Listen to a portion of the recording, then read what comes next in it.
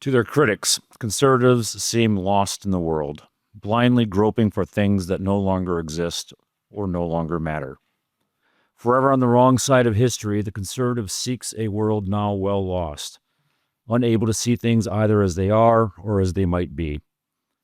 Whatever else is true of the conservative, the liberal believes, he suffers from a lack of vision.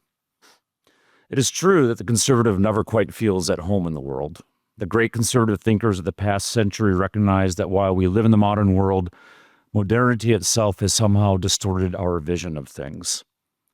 The conservative was in the modern world, but not of the modern world, and that world knew him not.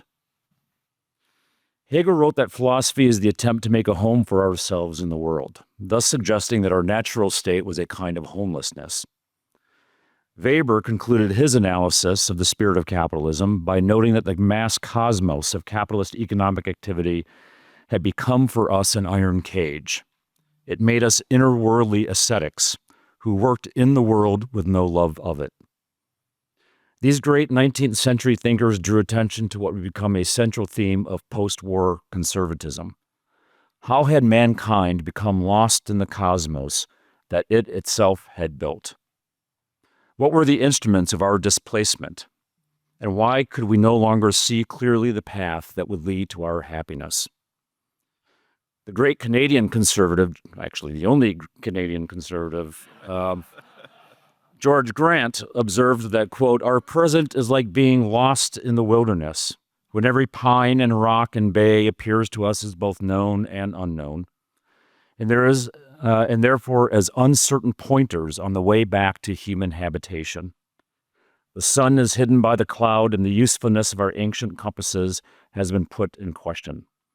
Even what is beautiful, which for most men has been the pulley to lift themselves out of despair, has been made equivocal for us in both detail and definition. Like Odysseus, we are at sea, longing to return home, but unlike Odysseus, we have lost the knowledge and skills that would allow us to navigate by the unchanging stars. We are condemned to be adrift, never to return home, and so we respond by embracing the constant motion, the constant drift, allowing ourselves to be carried by currents we only dimly understand and cannot control.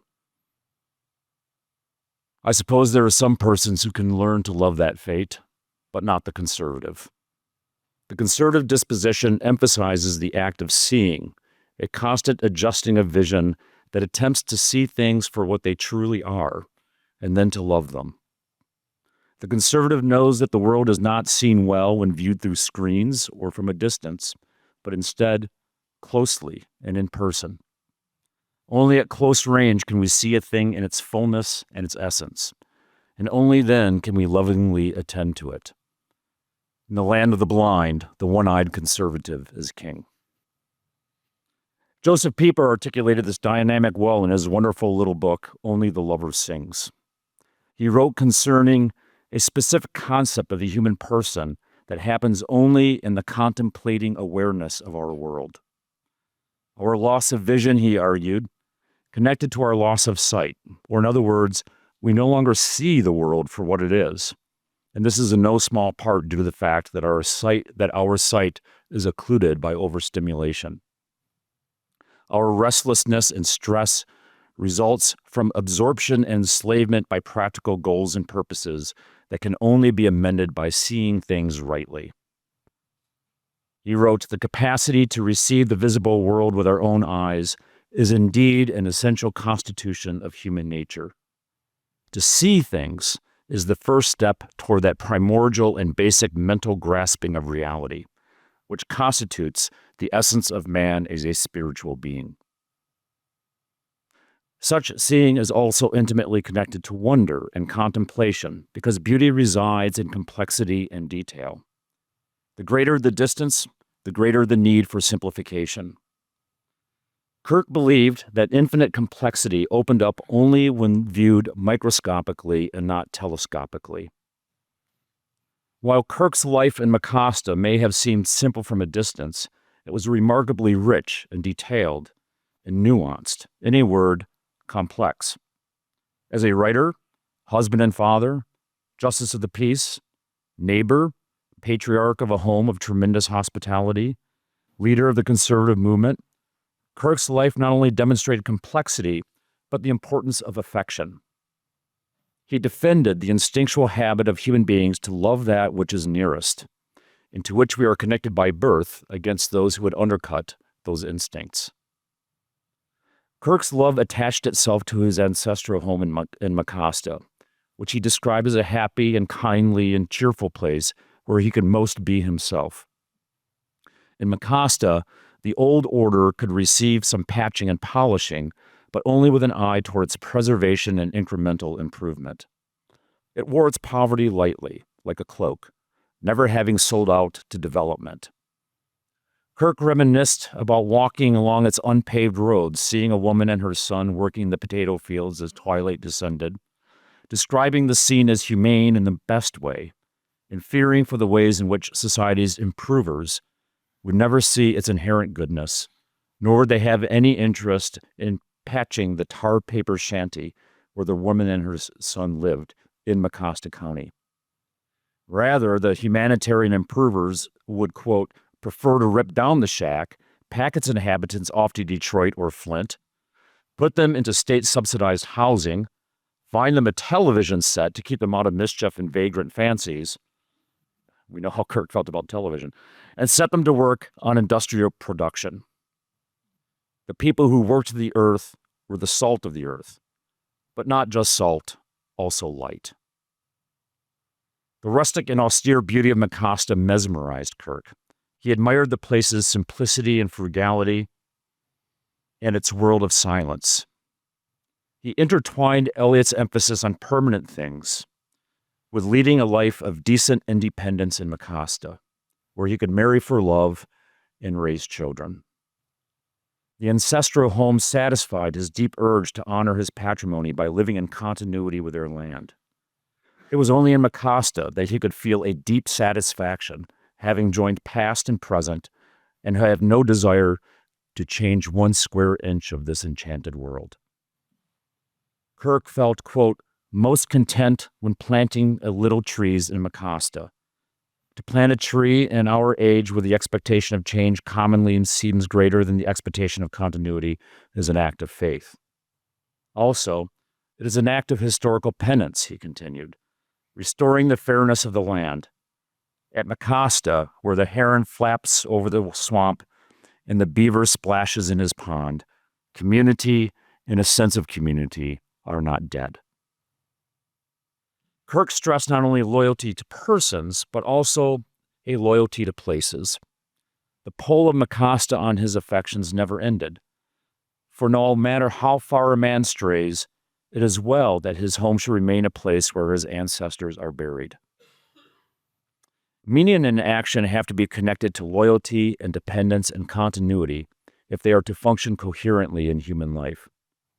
A crisis is reached when new modes of association can't provide the possibilities of action and meaning of the ones that they replace. Uprooted, we soon shrivel and die.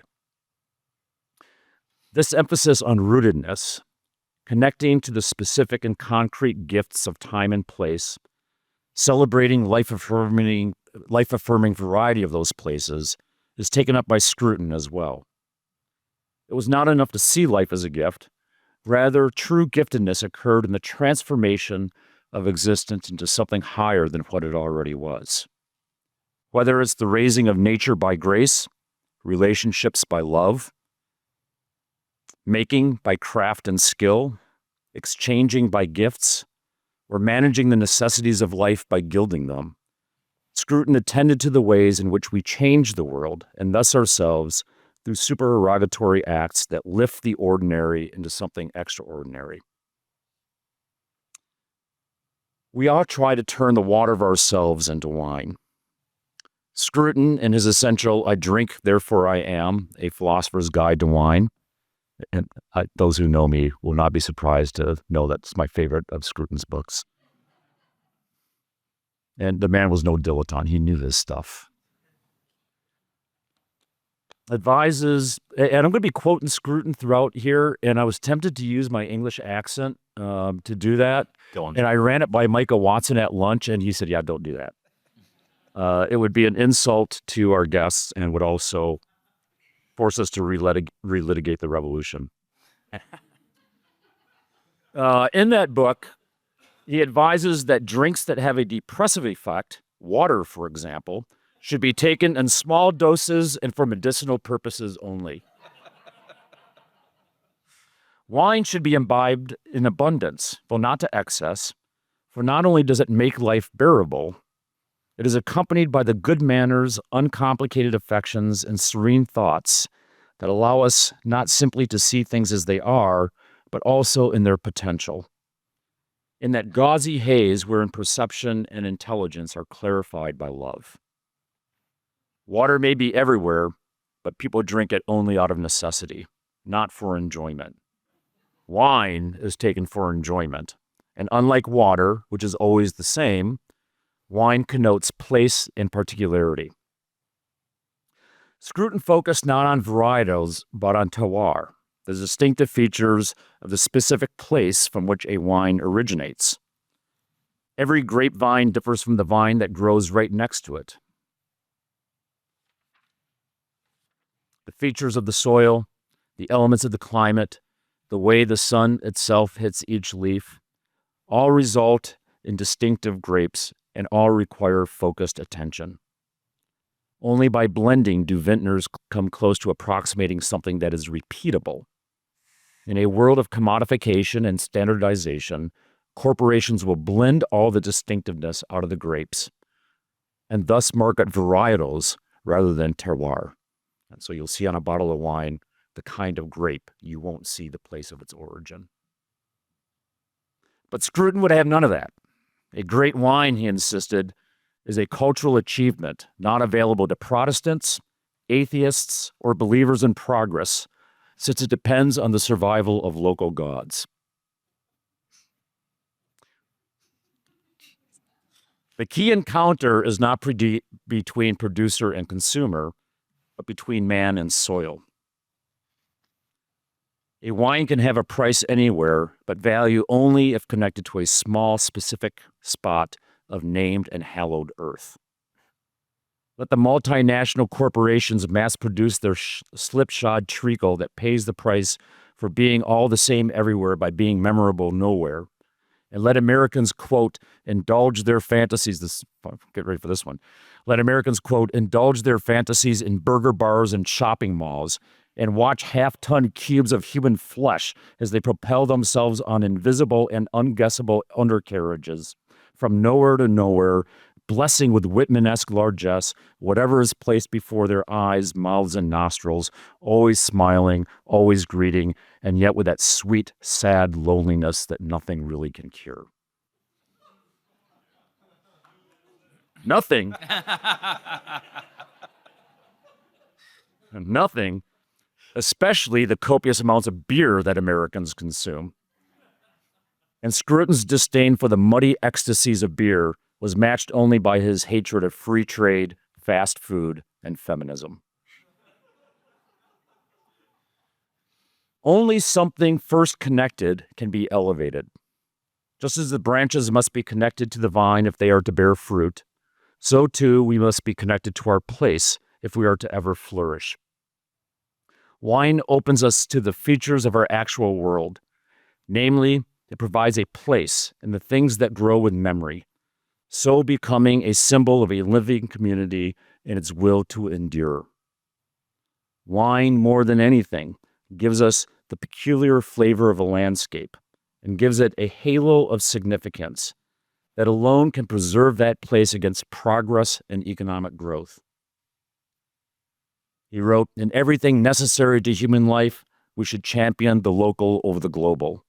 And in everything superfluous, we should allow the global to enjoy its empty triumph. Wine, unlike spirits, is truly flesh and blood.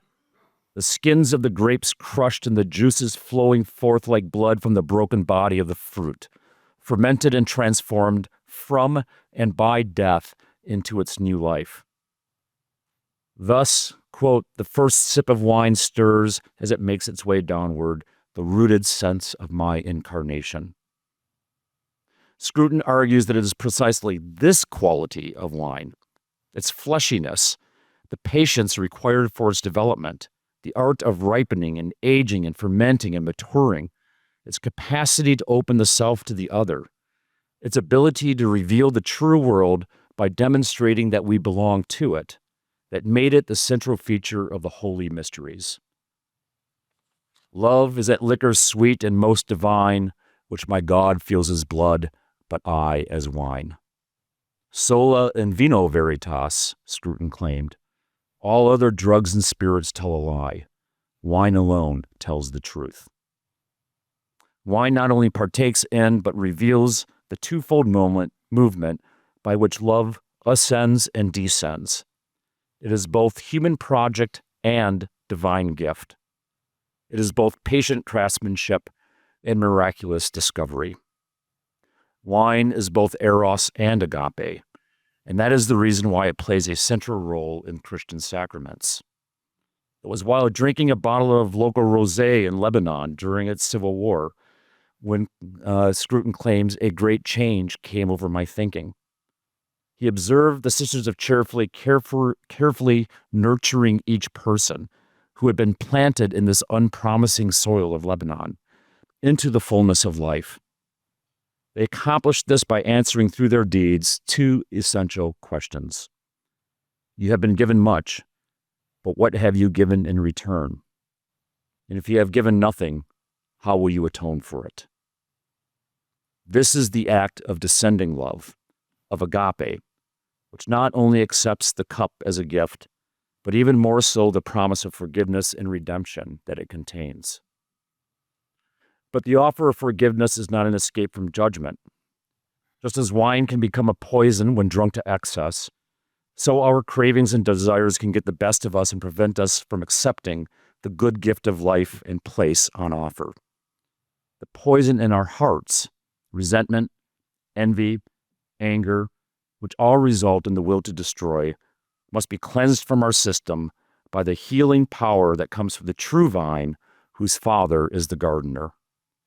If judgment, then the possibility of redemption and the hope that which inhabits the soil in death will once again rise to new life.